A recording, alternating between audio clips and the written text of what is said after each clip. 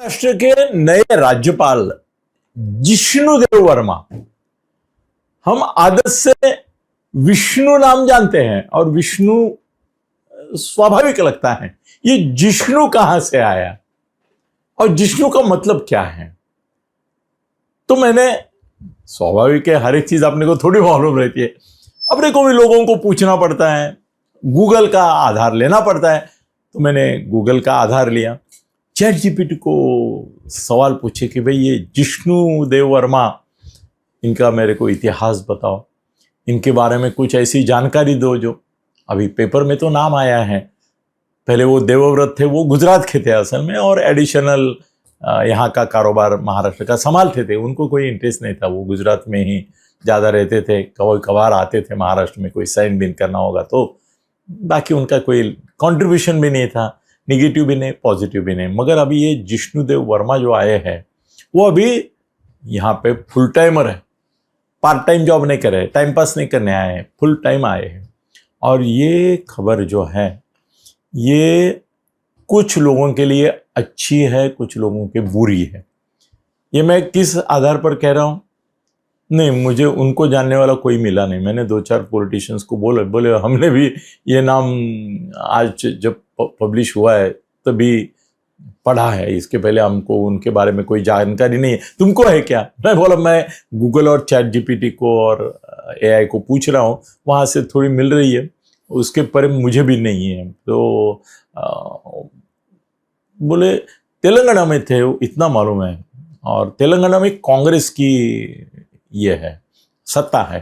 तो तेलंगाना में वो थोड़े कंट्रोवर्सी करते थे, जैसे तमिलनाडु है, बंगाल है, ये अपोजिशन पार्टी की सरकारें हैं, वहाँ पे वहाँ के राज्यपाल थोड़ा करते हैं। पर बंगाल का तो उसको अमित शाह ने हटा दिया, क्योंकि वो ममता के बारे में जितना एग्रेसिव होना चाहिए उतना नहीं है करके उसको तो हटा दिया, दूसरे किसी को अपॉइंट किया है। यादी आई है इधर, ये पेपर में है। बंगाल में अभी RN रवि, इनका भी मुझे जानकारी नहीं, मैं मालूम कर लूँगा, बताऊँगा। मगर ये रवि पक्का ममता के लिए शत्रु रहेगा, इसीलिए उसको चुना होगा और इसको देव निकाला। तो अपने ये जो जिष्णु है, तो पहली बात तो ये सर कि ये त्रिपुरा के हैं, और संयोगवश ऐसा है कि त्रिपुरा में वो मंत्री रहे, उप मुख्यमंत्री थे, और त्रिपुरा का मेरा बहुत नजदीकी संबंध आया। आपको आश्चर्य होगा कि मेरा संबंध त्रिपुरा से कैसे आया। तो इसका कारण है कि महाराष्ट्र के जो शिक्षण सम्राट है DY पाटिल, जिनकी 350 शिक्षण संस्थाएं हैं, और मेरे बहुत ज्येष्ठ है, 90 के करीब है, वो बहुत ज्येष्ठ है, श्रेष्ठ है, और मेरा भाग्य है कि वो मुझे करीबी मानते हैं। और वो त्रिपुरा के राज्यपाल थे। और वहां पे क्या है ना, त्रिपुरा एकदम कुछ वहां पे अकेलापन बहुत था उनको, DY पाटिल साहब को। तो महाराष्ट्र से वो अपने दोस्त लोगों को बुला के लेते थे, बोलते थे रहो 4-8 दिन गवर्नर हाउस में रहो, अच्छी तरह से खातिर करते थे। मैं तो त्रिपुरा जाता था DY पाटिल साहब के पास, तो मेरे को जेड सिक्योरिटी मिलती थी, एक हेलीकॉप्टर देते थे पूरा त्रिपुरा घूमने के लिए। वो कामाख्या वगैरह ये सब जो अपने शिंदे साहब वगैरह गए, वो कभी का मैं देख चुका हूँ। तो त्रिपुरा में उन्होंने तो मुझे मुख्यमंत्री जो थे वहाँ पे सरकार करके थे, कम्युनिस्ट पार्टी के 20-25 साल से वही मुख्यमंत्री थे। उनको खाने पे बुलाया और बोले कि महाराष्ट्र से मेरा एक दोस्त आया है, उनको मिलवाना है।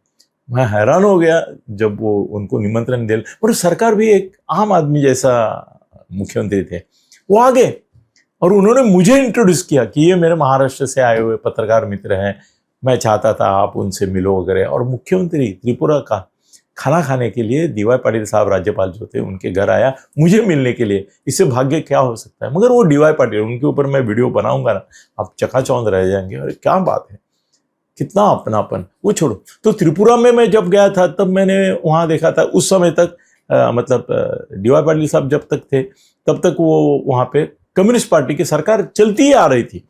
मेरे ख्याल से जब से सरकार बनी वहाँ कम्युनिस्टों की बनी, बाद में बीजेपी की आ गई। जब ये तुम्हारे जिष्णु वर्मा जो है वो उप मुख्यमंत्री भी बने, आमदार भी बने, मतलब सब वहाँ पे उन्होंने अच्छा काम भी किया। बाद में वो वहाँ से त्रिपुरा से उनको हटाया गया क्योंकि लोकल पॉलिटिक्स में उनका संघर्ष जो विद्यमान मुख्यमंत्री है वहाँ के उनसे होने लगा, तो उनको हटा के तेलंगाना में राज्यपाल कर दिया मोदी साहब ने। अब वहाँ से वो महाराष्ट्र में आ रहे। 3-4 बातें आपको कहता हूँ कि वो एक ट्रेडिशनल, जो मैंने अभी गूगल और AI आप भी चेक कर सकते हैं, उससे मैंने जो जानकारी ली उसके बारे में बोलता हूँ कि एक तो ऐसा है कि वो कड़वट हिंदुत्ववादी है, मगर कोश्यारी, भगत सिंह कोश्यारी कैसे थे, टिपिकल संघ परिवार के थे, ऐसे ही है ये संघ के इसमें। और वो भी त्रिपुरा जैसे कम्युनिस्ट के फोर्ट में, बाले किले में वो बड़े हुए हैं और बहुत संघर्ष किया है उन्होंने कम्युनिस्टों के साथ।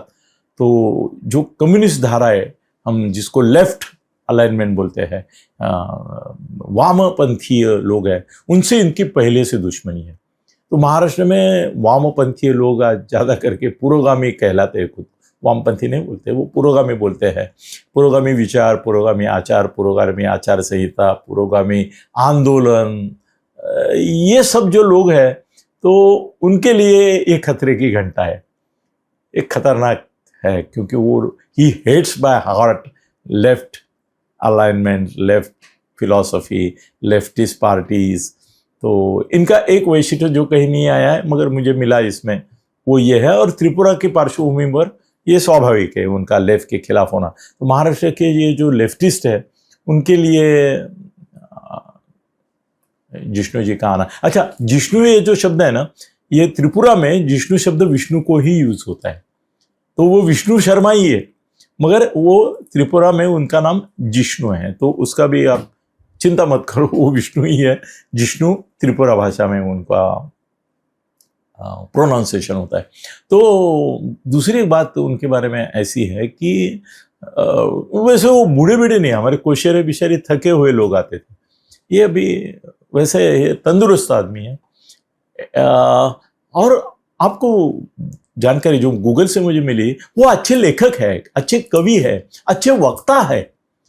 तो कैसे ना, ये देवव्रत वगैरह पब्लिक लाइफ में आते नहीं थे, कोश्यारी थोड़े से आते थे और कंट्रोवर्शियल स्टेटमेंट करते थे। मेरे को लगता है कि अब राज्यपाल की कंट्रोवर्सी महाराष्ट्र में फिर से शुरू होगी। ये अच्छा वक्ता है, अच्छे लेखक है, कवि है, साहित्य और कला में उनको बहुत इंटरेस्ट है।